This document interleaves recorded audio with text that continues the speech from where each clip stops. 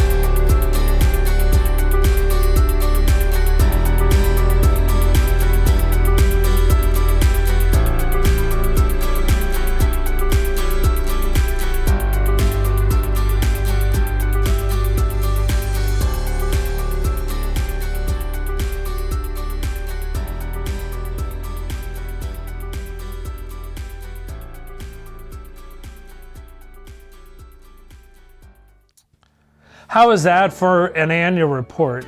Probably my favorite annual report that I have ever had the pleasure of reading or watching since I've been involved in the life of churches, both as a lay leader and as a pastor. Certainly, written annual reports take you longer to read, and they may feel more substantial because you can hold them. But in this annual report, we were hoping that it might be a little more engaging and allow you to enter in a little more than the written word on a page. We apologize for anything that we have missed, just like a written annual report. No doubt there are things that get forgotten along the way. But hopefully this gave you a good sense of the ministries and the events and the activities that we were involved in this past year here at Ascension Lutheran Church. One thing that definitely was missing is a financial report, and we're providing that elsewhere in this meeting. And anytime you want to get an update on the finances of the church, just let the church office know, and we've got treasurer reports and can get you that information in as much detail as you would like. Most of you don't prefer too much detail because I've seen you gloss over when we provide it. As I begin this conclusion, I want to begin with the words of the prophet Isaiah, chapter 43, beginning with the 15th verse. I am the Lord, your Holy One, the Creator of Israel, your King. Thus says the Lord, who makes a way in the sea, a path in the mighty waters, who brings out chariot and horse, army and warrior. They lie down, they cannot rise. They are extinguished, quenched like a wick. Do not remember the former things or consider the things of old. For I am about to do a new thing. Now it springs forth. Do you perceive it? I will make a way in the wilderness and rivers in the desert. The Lord is about to do a new thing. This year, the Lord has done many new things here at Ascension. Did you know that since last Lent, we have created 95 videos? I'm not talking about live streaming worship, but daily videos during Lent, weekly videos in the time after Lent, daily videos during the 12 days of Christmas. 95 videos, not to mention the 1-minute sermons that Andrea edits out of a Sunday morning sermon and posts on TikTok and Instagram and Facebook and maybe some other places I don't even know. 95 videos that we've recorded, Andrea has edited and put online to increase our reach far beyond the walls, far beyond the neighborhood here in Citrus Heights, where we are blessed to call our worshiping home. In the coming year, I would hope that we would continue to expand our ministry presence online, that we would find new and even more effective ways to reach out to our community digitally. We will always gather in person because there is something important about being embodied and together. And we're grateful to see that the number of folks coming out and joining us for in-person gatherings, for worship and fellowship and service projects, those numbers are increasing. This last year, many of you came out for the first time to one of our gatherings or service projects. And it's so good to be back together in person with each other. As effective as the digital format is, it's not the same as seeing one another face to face. But we'll continue to challenge ourselves in finding new and meaningful ways to reach out through these digital platforms and inviting people to engage with us in ministry, both here in Citrus Heights and wherever it is they might find themselves. One of the other things that I'm really proud of and encouraged by are the ways that we've reached out to our community locally. We've become more involved in activities and events here in Citrus Heights. Our participation in Connect Citrus Heights, an opportunity for leaders of nonprofits to gather, to share and collaborate, to share information, to talk about events, and I've been attending those bi-monthly meetings. We participated in the Sunday Funday, a return to that event at Rusch Park, and hosted a dog spa with plenty of people bringing their dogs to get a drink of water and a treat. Just a chance to engage our neighbors, to get to know our neighbors and become known by them. Trunk or treat, another opportunity. We had, I think it was 5 tables. Was it 5 tables at the Heart dinner and raising money for the ministry or the aid to the homeless here in our community. We have been present in the community in ways that we probably haven't been for a number of years, certainly during COVID, and maybe even for a season before that. So I hope in this year we find new and different ways to further engage our community. Our neighborhood association is rebooting, reformatting, and I've been attending those meetings, and being that we reside here in a neighborhood, it's one of the ways we can further engage our neighbors and the community around us. It'll continue to be a challenge for us to figure out how effective or most effectively to reach out to our community, as it's always been.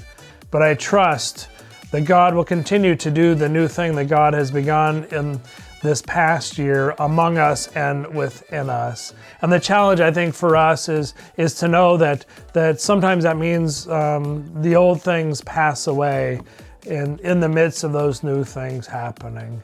Our new council format has made us a little more nimble and a little easier for us to respond to needs and things that come up. I think of how quickly we were able to change the chapel and make it useful for meetings and classes. And all that happened within the span of a month. We were able to make that decision. We got the screens installed this year, which I think all of us can agree is a marked improvement in terms of how we present the words, the liturgy, and the music, the words to the songs for worship every Sunday. God is continuing to do a new thing among us and through us.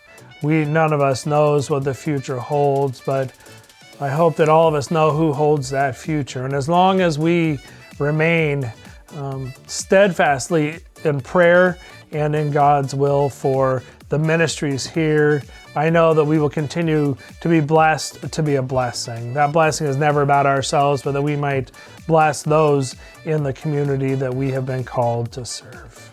So let us continue to love God, love one another, and love the community as we look forward to the coming year and many years of ministry together.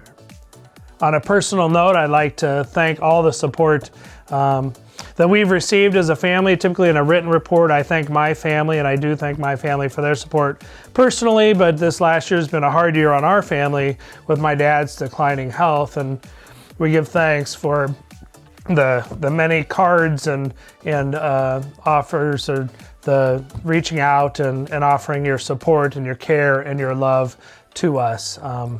We don't know what the days ahead will be like for my dad, but we give thanks that you are journeying with us in these days, and give thanks for that and really appreciate it. Take care.